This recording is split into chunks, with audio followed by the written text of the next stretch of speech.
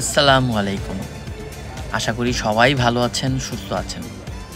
আজকে অনেক দিন পর চিকেন তান্দুরি খেতে ইচ্ছে করলো, তাই চলে আসলাম রেস্টুরেন্ট আলকুরিতে।